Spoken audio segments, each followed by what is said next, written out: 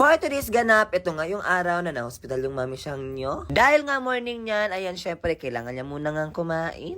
Bale, ito pala yung foods niya. Ayan, meron pa nga siya dyan pasaging. So, by the way, ayan, bago nga siya dyan kumain ng almusal niya, ayan, nagpatulong muna siya dito sa kapatid ni Kuya Jumari. Dahil yung oras nga niyan, di pa niya nga kayang magtayo. Buti na nga lang talaga, nandito talaga yung kapatid ni Kuya Jumari at nandito rin yung pamangkin niya. Na kahit pa paano pa man, ay tinutulungan nga si mami siyang nyo. Bukod nga sa nahihirapan pa siyang tumayo, ayan, sobrang nahihirapan din nga siyang maglakad niyan. Kaya kung nakikita nyo talaga, kailangan talaga siya pang alalayan. Dahil yung mga oras nga niyan ay pupunta nga si mami siyang nyo sa may CR dahil sobrang naihi na ata siya. Kaya sa mga nagtatanong po dyan kung ano nangyari kay mami siyang nyo, hayaan nyo na lang po siya, siya na lang magkwento. Basta hayaan nyo muna si mami siyang nyo guys kasi mas kailangan niya na talaga magpahinga. So ayan, gagamit nga ng CR si mami siyang nyo kaya tinulungan na nga nila dalawa dito. Sobrang kitang-kita nyo naman talaga dito sa video na nahirapan talaga siya maglakad. Kaya talaga yung mga oras na yan, ayan, sobrang struggle talaga pero go lang, laban lang, push lang. Yung mga oras nga yan, ayan, umalis nga dyan si Kuya Jomari dahil nga bibilin yung gamot na nireseta sa kanya ni Doc. So ayan, hindi rin nagtagal yung mami siyang nyo sa CR kaya agad na rin tagal namin kinuha siya dito. Tapos, nung okay na, ayan, inalalayan na muna namin papunta dito sa kanyang higaan. Minsan sa sobrang sipag natin sa buhay mga mare, nakalimutan na nga natin magpahinga. Kaya naman hanggat maaari, ayan, kung mayroon kayong vacant time or vacant day, kailangan nyo talaga magpahinga. Huwag natin abusuhin yung katawan natin kasi sa panahon ngayon, sobrang hirap talagang magkasakit. Lalong-lalo na kapag wala pa tayong natabing pera. Pagkatapos nga mag-CR na mami siyang nyo, ayan, pumunta nga siya dito sa may higaan niya at umupo muna. Makikita nyo talaga sa mukha ng mami siyang nyo na meron nga talaga siyang nararamdaman. Pagkatapos niya nga dito mag-CR at pakaupo po niya, ayan, agad niya na nga muna siyang kumain dito. Mas mapapadali talaga ang proseso ng pagpapagaling niya kapag talaga nakakapagkain naman siya on time. Kaya tingnan nyo naman yung almusal niya ay napakasarap at masustansya talaga. Syempre, bukod dyan, kalimutan nyo na lang lahat. Wag lang yung pagkain on time kasi yan naman ang napaka-importante talaga. Ika nga nila, walang ibang tutulong sa'yo kundi sarili mo lang naman. Kaya naman, yung mga oras niyan, ayan, agad na rin nga siyang kumain para naman meron talaga naman yung tiyan niya. Wala nga niyan si Kuya Jomari dahil nga binili niya yung mga gamot na nireseta sa kanila ng doktor. Buti na nga lang nandito talaga yung kapatid ni Kuya Jomari at saka yung pamangkin niya. Pero same pa rin, ayan, bawal pa rin talaga siya magsalita. Hindi pa rin talaga siya pinagpapasalita ng doktor dyan dahil nga naman ay nagbo-vocal rest nga siya. Nakakamiss nga yung dati kasi nga naman si mami siyang nyo, alam nyo naman ay sobrang kalog talaga.